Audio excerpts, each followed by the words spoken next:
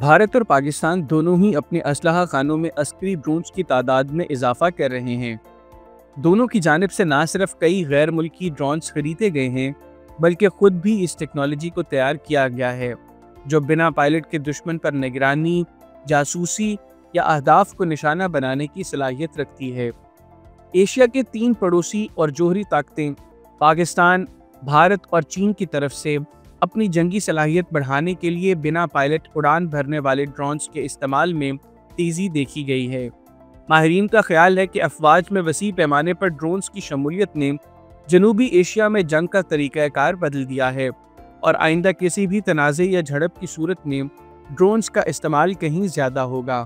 ماہرین کے مطابق ان تینوں ممالک میں بڑے پیمانے پر ڈرونز کی موجودگی اور ایک دوسرے کے خلاف جاسوسی اور نگرانی میں ان کا بڑھتا ہوا استعمال مستقبل قریب میں ٹکراؤ اور کشیدگی کا سبب بن سکتا ہے۔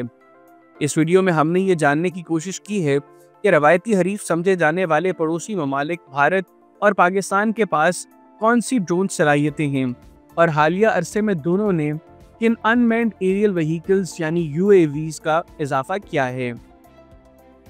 عسکری مقاصد کے لیے استعمال ہونے والے ڈرونز انتہائی اونچائی پر دیر تک پرواز کرنے اور ریڈار میں آئے بغیر زمین پر فوج کی سرگرمیوں اور ان کی تعیناتیوں، اہم تنصیبات، نئی تعمیرات اور فوجی ٹھکانوں وغیرہ کی مؤثر نگرانی اور مخصوص ہدف کو تباہ کرنے میں زبردست مہارت رکھتے ہیں۔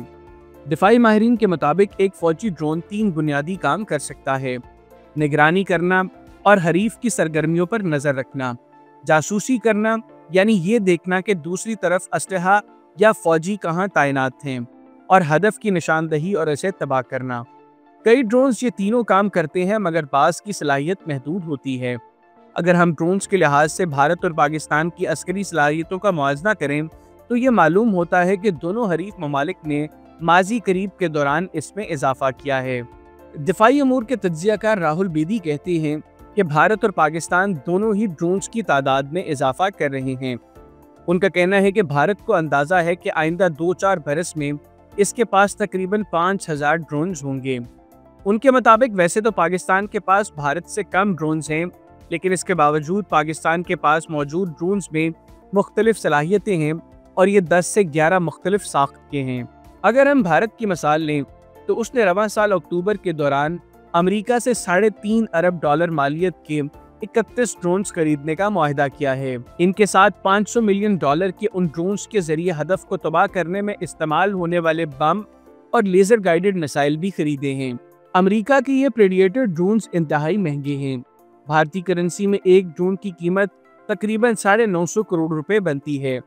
31 میں سے 15 ڈرونز بھارتی بحریہ میں شامل کیے جائیں گے اور بقیہ 16 بری فوج اور فضائیہ میں برابر تقسیم ہوں گے۔ پریڈیٹر ڈرونز دنیا کے سب سے کامیاب اور خطرناک ڈرونز تصور کیے جاتے ہیں۔ ان کا استعمال افغانستان، عراق، سیریا، صومالیہ اور کئی دیگر ممالک کے ٹھکانوں اور اہداف کو تباہ کرنے میں کیا گیا تھا۔ بھارت اس سے پہلے اسرائیل سے ہیرون خرید چکا ہے اور اسرائیل ایروسپیس ایجنسی سے لائسنس کے تحت اب وہ یہ ڈرونز خود بھی بنا رہا ہے۔ مئی 2020 میں لداخ خطے میں چین کے ساتھ سرحدی ٹکراؤ کے بعد ڈرونز اور UAVs کی اہمیت بھارت میں کئی گنا بڑھ گئی ہے۔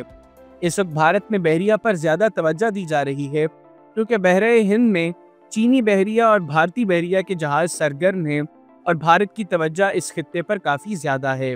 مبصرین کی رائے میں امریکہ بھی بھارت سے یہی چاہتا ہے کہ وہ اس خطے میں چینی بحریہ کی سرگرمیوں پر نظر رکھے۔ پاکستان کی ڈرون پاور کی بات کریں تو دفاعی امور کے تجزیہ کار راہل بیدی کہتے ہیں کہ پاکستان ترکی اور چین سے ڈرونز درآمد کرتا ہے جبکہ اس نے جرمنی اور اٹلی سے بھی ڈرون خریدے ہیں۔